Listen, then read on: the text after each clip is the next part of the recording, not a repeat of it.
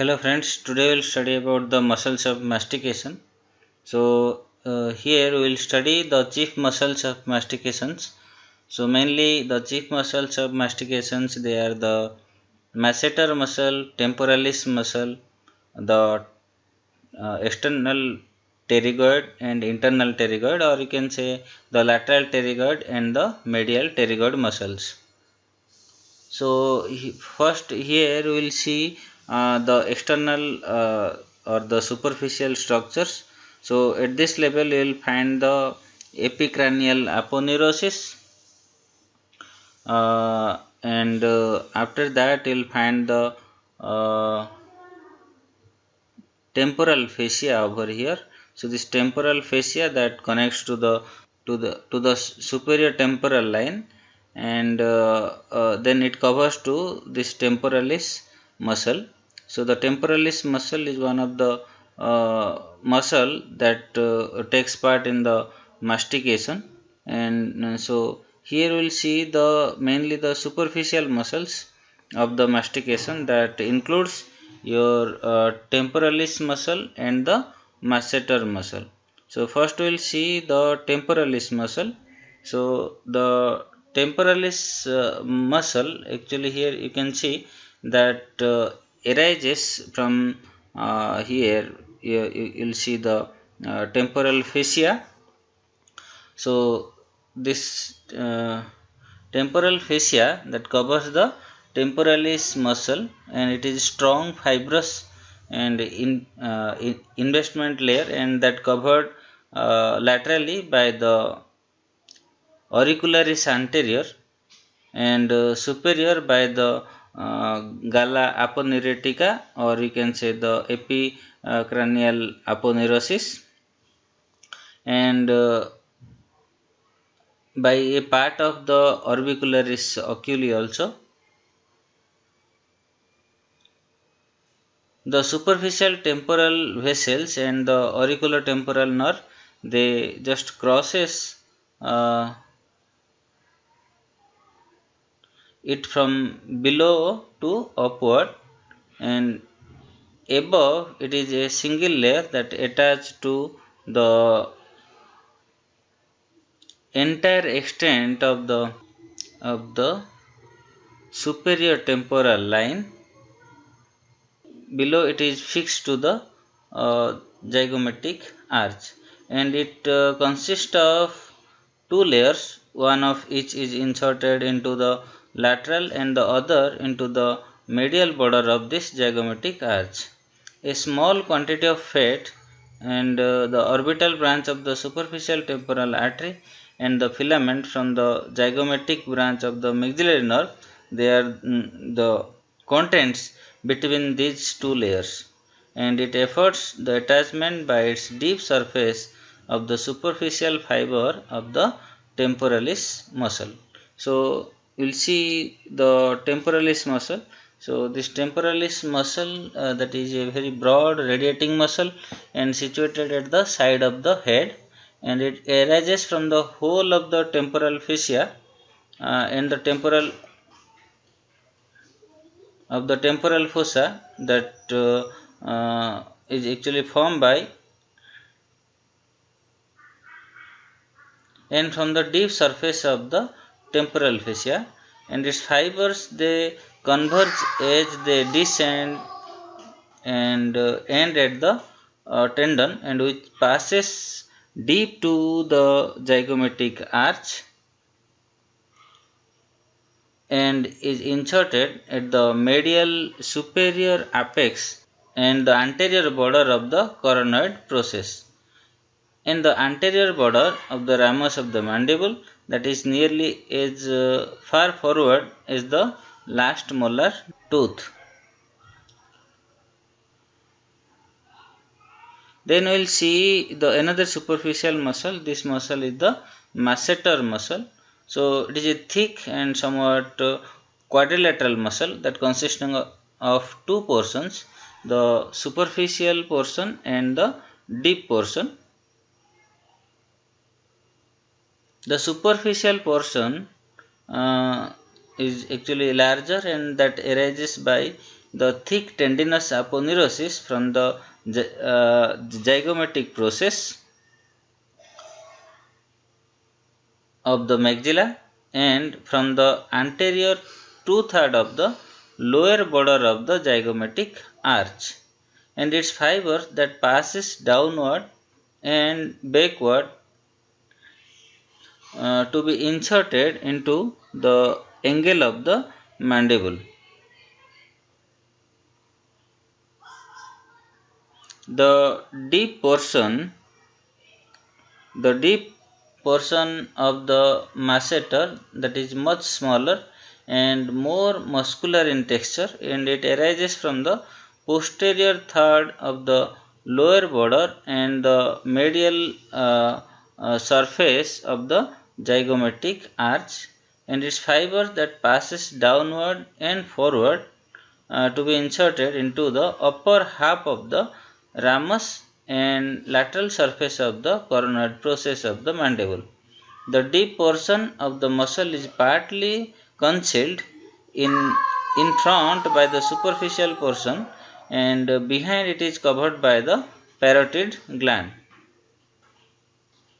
The fibers of these two portions of the masseter, they are continuous at their insertion at the angle of the mandible.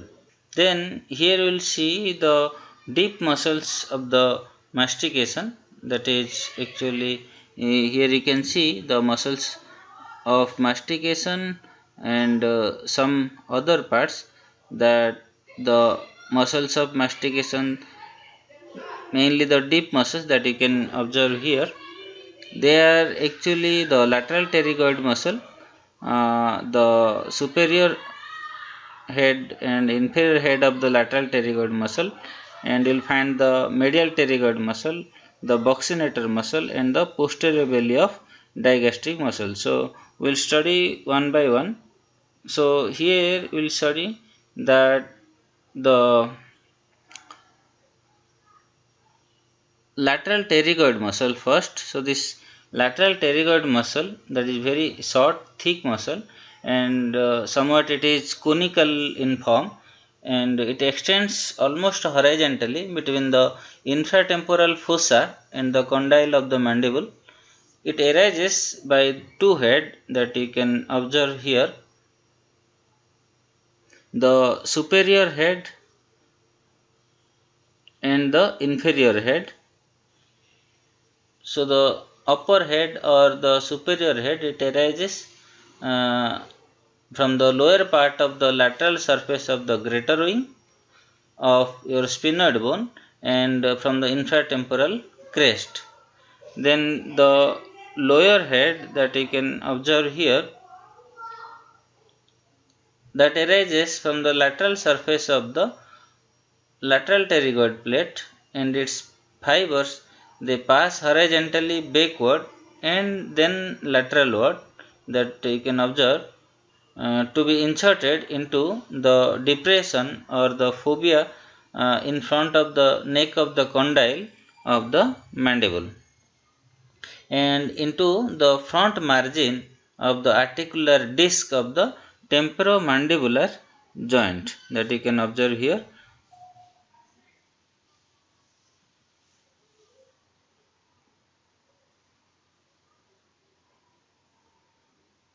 This is your temporomandibular joint. Then we will find another muscle. So this muscle is your medial pterygoid muscle.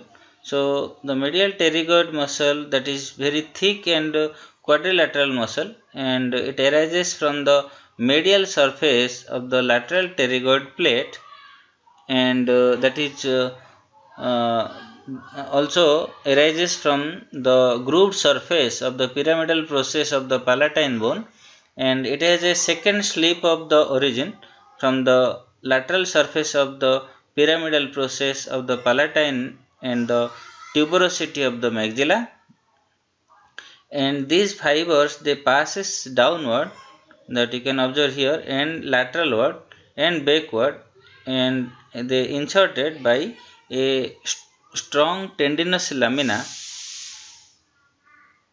into the lower and back part of the medial surface of the ramus and angle of the mandible as high as the your mandibular foramen.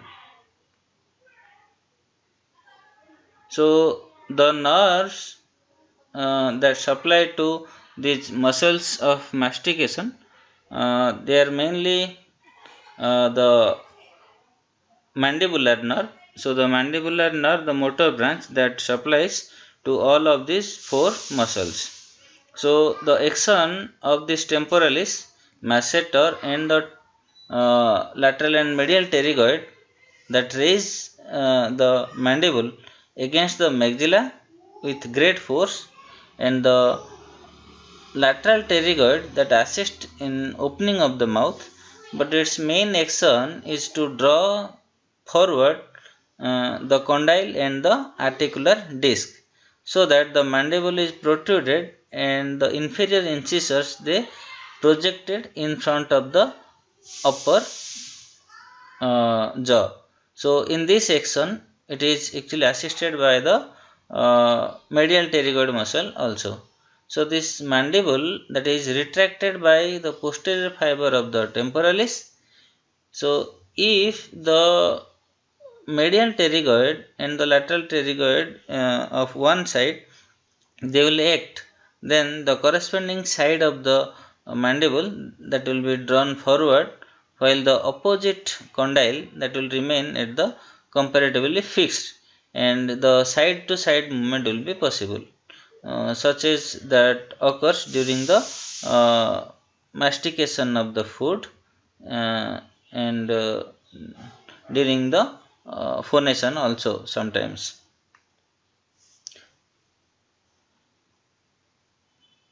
Like that, here the posterior belly of the digastric that also helps in muscles during the mastication process, and the buccinator muscle that you can find out here that also indirectly helps in the mastication.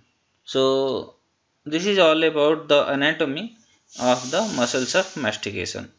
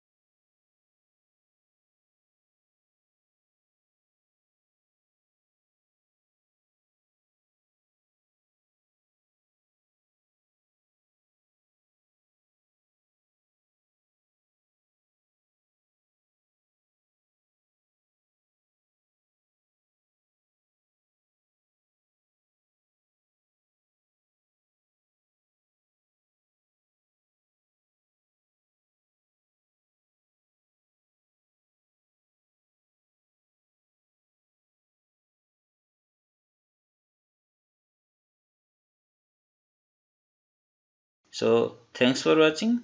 Please like, share and subscribe for the new videos. Thank you.